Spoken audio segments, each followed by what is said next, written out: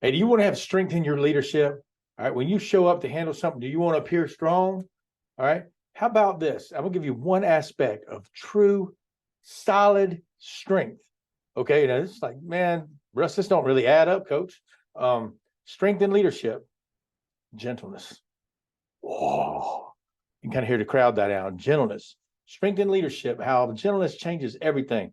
All right. Before the end of the show, we're going to give you 8 different tips, 8 different things on how I can show you where the Bible puts into context on how gentleness really shows up as strength, really shows up as strength. There's all the statements that Jesus made in the Gospels. One among the most difficult for people to say is Matthew 5:5. Blessed are those who are gentle. All right. They will inherit the earth. They will inherit the earth, man. We don't normally think about people who will inherit the earth as gentle. All right, we think about them strong. We think about battles going on in the Middle East right now. We think about the chaos that our country's in. But the Bible tells us that leaders who make difference in the world around them, they're the gentle leaders. All right. Look at Gandhi, look at Mandela. All right. Look at Mother Teresa. Some of those are great examples of people who use gentleness. All right. In fact, leading with gentleness has 8 benefits that will make you a better person, a better leader. Okay. Not a weaker one.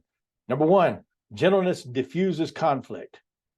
I think that's kind of common sense, man. When the fight's breaking place and you get it and, somebody's arguing a man, hey, facing conflict is an important part of everyday life. We're going to face it every day. If you're not facing it today, you will tomorrow. If not, you did yesterday. You will face conflict. Every leader does. Every person does. But, big old but again, gentleness will diffuse it. Gentleness will diffuse it. Gentleness is an antidote to anger. Proverbs 15:1 says, a gentle answer turns away wrath, but a harsh word stirs up anger. That's just common sense. All right. Humans mimic the emotions of people around them. That's why when somebody raises their voice, oh, this is so hard for me. When someone raises their voice, we need to lower ours. Is that hard for you? Because it is for me. Because it used to be, if you would raise your voice at me, I'm gonna get louder. It didn't solve anything. All right, that was a foolish perspective that I had. Okay. Not anymore. I'd say I do my best. I would say not anymore, but I mean, almost my best. All right. Number 2, gentleness disarms critics. All right. Our instinct when we're criticized is to respond back with harshness. Now you go say, what about me? That's just our normal thing. Or, oh, this about me. How about this about you? Or how about this about them? All right. So when people do that, we want to give our critics the same pain they've given us. All right. But that's what critics want. Critics want you to respond. Look, when I started this channel up, it's funny because I've had some things that come on there, like comments like, hey, blah, blah, please leave, get lost, go away. Or somebody will say something that I'm not trying to bring something clear or something I'm trying to bring, and they'll twist it up where I just tell you, thanks for watching. I appreciate it. All right. They want me to respond. All right. They want you to get mad. The Bible says, 1 Corinthians 4:13, the Bible gives us another way. We appeal gently when evil things are said about us. Can we appeal gently? They might not hear it, but other people can. Because see, that's one thing I've learned. Other people are watching how you react. It's very important. People watch how you react. I've learned firsthand that critics can become friends when we show them grace and not anger. I mean, if I come angry at somebody and then all of a sudden they're nice about it, man, I feel kind of rotten. I feel pretty bad. So that does work. Okay. We need to regularly ask God for thick skins and soft hearts so we can handle critics, in his way. I remember when I coached on Friday nights on the sideline, man, you better have an armor bearer on your back because arrows are coming all night long. Coach, punt the ball. Why'd you run the ball? Why didn't you throw the ball deep? After a while, you get what they call thick skin. Thick skin is when things don't bother you. You expect it. Okay. Most of that spiritual attack anyway is not even the person doing it. So number 3, gentleness is persuasive. Do you want to move people around you who you're trying to help into action? All right. Forcefulness is not the answer. You can't force someone to anything. You can't force someone to love God. All right. But they can see the glow on you. They can see what you're made of. They can watch your life and watch your gentleness and go, hey, I want to become more like that. I know some gentlemen and some gentle women that I really look up to them. All right, they teach me a lot. I mean, I want to, I don't know if Russ would handle the situation that way, but I want to. I think about that and I'm going, man, that can be pretty solid. So Proverbs 25:15, gentleness breaks down rigid defenses. All right, you can harshly persuade people to live for Jesus. Harshness builds up emotional barriers. When your harsh walls come up, all right, it doesn't work in your home, and it ain't going to work out in public. It ain't going to work with a friend. All right, so if you are mean to people, don't expect get anything accomplished.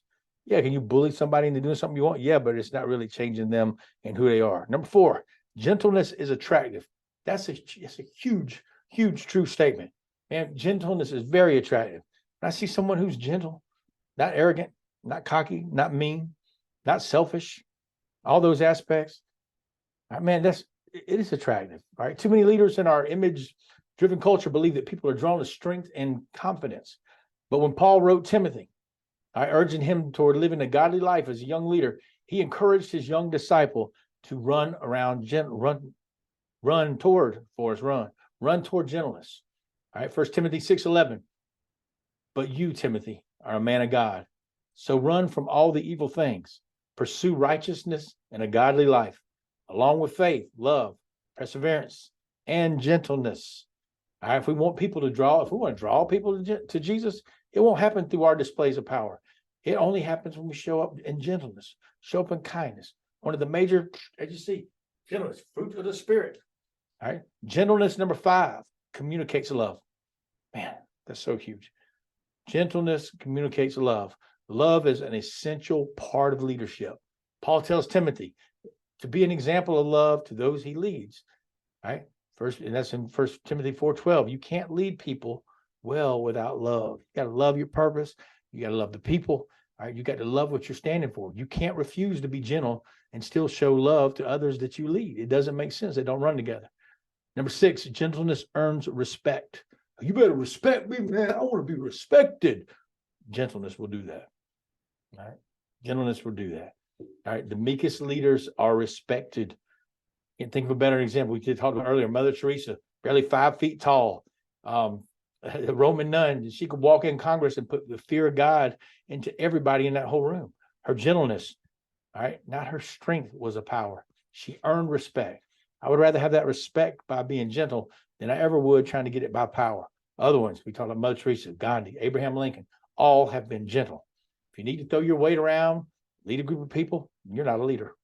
You're a dictator. You're a dictator. All right. Leadership is earned and discerned. It's never demanded. All right. Number 7, gentleness is a witness to unbelievers. Unbelievers. Gentleness is a witness to unbelievers. If you want your church to reach people far from God, or people you're around, or your groups, or your small groups, or just people in your everyday life, someone with you, if you have a gentle approach, man, that's so essential. All right. Every time you have people who are new, or maybe visitors at your church, man, they watch your pastor, they watch you, they watch the church people. All right, you're going to go out in the community. People are going to have eyes on you. Don't judge me. Grow up. You're being judged. You're being looked at. It's going to happen. It's called human nature. All right. Pastors, they want to know when they look at your pastor, see who's under stress. They want to know whether you'll lash out in anger. When you get frustrated, I talk about all the time. I don't think you win people to the Lord by screaming and yelling at them and being a dictator or trying to get them with fear tactics. All right. It's not how Jesus did it. He didn't say, "Come unto me and I will ruin my Father." Nope. Didn't happen. The Bible tells all believers, 1 Peter 3:15, always be prepared. Oh, I scared my dog. Always be prepared to give an answer to everyone when they ask you for a reason for the hope that you have. But do this with gentleness and do it with respect. So when someone says, "Hey, man, what is this about you? Why you got this glow? Why do you have this love in your heart?" All right, share that with them. People will not listen to you share the gospel until they first trust you. Okay, you got to be trusted. You got to be trusted. Number 8, gentleness makes me like Jesus. Man, every day I wake up praying, man, Lord, make me like you, Jesus. Make me like you. Is it impossible? Yep, it is. But I can get closer every day. I can do small little things, add up every day to win my day and make my Father proud in heaven. Of course, this is the most important aspect of gentleness. Godly leaders need to be gentle because Jesus was gentle. In Matthew 11:28-29, Jesus says, "Come to me, all of you who are tired and have heavy loads, and I will give you rest. Accept my teachings and learn from me, because I am what? I am gentle and humble in spirit, and you will find rest for your lives. And when you're around like gentle people like that, restful people like that, man, you're thinking peace. And I'm just like, oh man, let's chill. Let's chill. Learning how to lead from Jesus means learning how to love people gently. All throughout the Gospels, Jesus shows gentleness, from how he dealt with his children to how he shepherded his own disciples. Christ-like leader like yourself, you will do the same. Right? No matter what anyone tells you, gentleness is not a weakness. When you learn to be gentle, like Jesus, you're a leader. You won't become a doormat either. All right. Gentle. Why can I not say that word? Gentleness is strength. All right. Not control. All right. The Greek word for gentle in Matthew 5:5 said, blessed are those who are gentle. All right. Same word that describes that wild stallion or wild horse has been tamed. All right. A tamed horse has the same strength as an untamed one. But a tamed horse also allows its strength to be bottled up for the master's use. Voila. Is your strength bottled up for the master's use? Man, I'm so proud of you. Thank you. If you enjoyed this, if you're getting something out of it, of Uncommon Ministries, man, we're here to light, ignite, get you unstuck spiritually. Man, share this with somebody. Share it with somebody who just maybe kind of hit your heart, who needed to see that. We love you, man. It's an honor for me just to stand here and do these. Thank you for all the people who subscribed, those who are supporting our channel and our ministry, and we appreciate it and love you dearly. God bless you.